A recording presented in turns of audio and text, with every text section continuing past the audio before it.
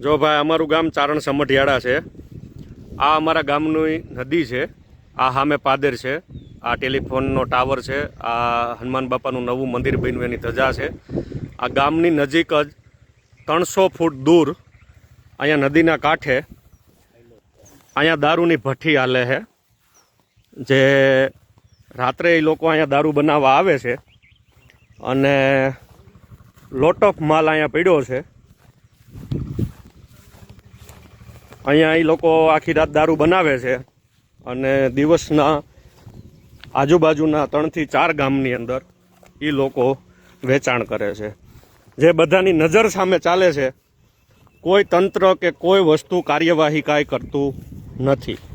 બધાને ખબર જ છે। જો આ બધો એનો માલ પડેલો છે। આ બોઇલર છે લોકોનું, તે પછી આ લોકોનો આથો છે।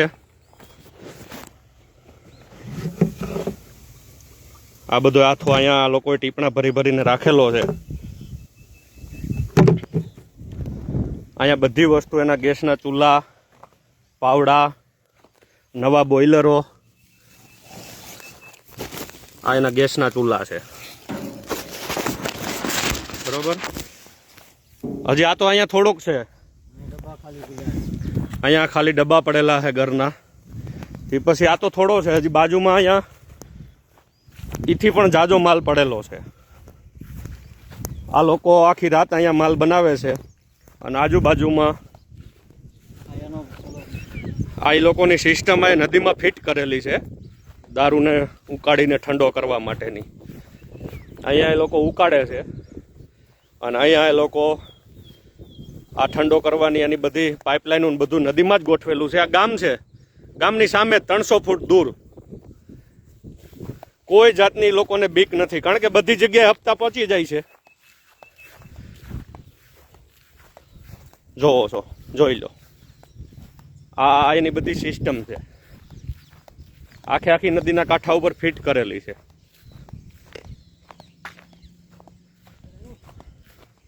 હાલજો, જોઈ લો,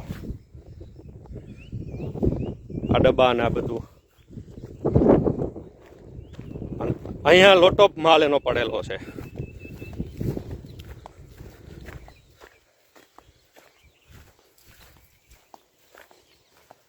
જો આ બોઇલર છે એનું, એ લોકોનું,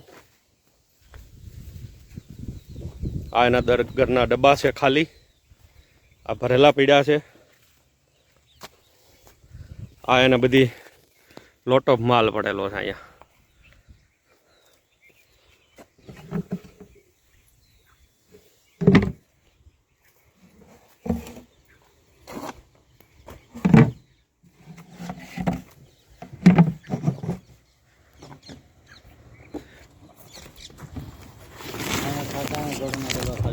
આ બધા ગેસના ચૂલા અને આ ઘરના ડબ્બા તો અહીં ફરતી કોઈ પડેલા જ છે।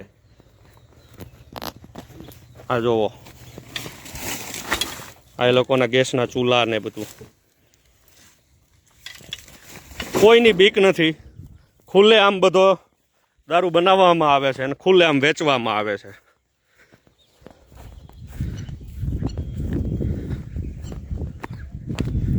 જો આ બધી એની સિસ્ટમ હોય નદીના કાંઠા ઉપર, આ સામે ગામ છે અને અહીંયા જ બધું ફિટ કરેલું છે।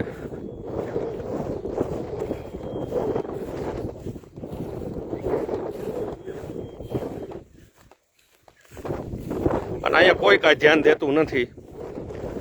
બધી જગ્યાએ ફોન કરી લીધા, કોઈને કાંઈ રસ નથી।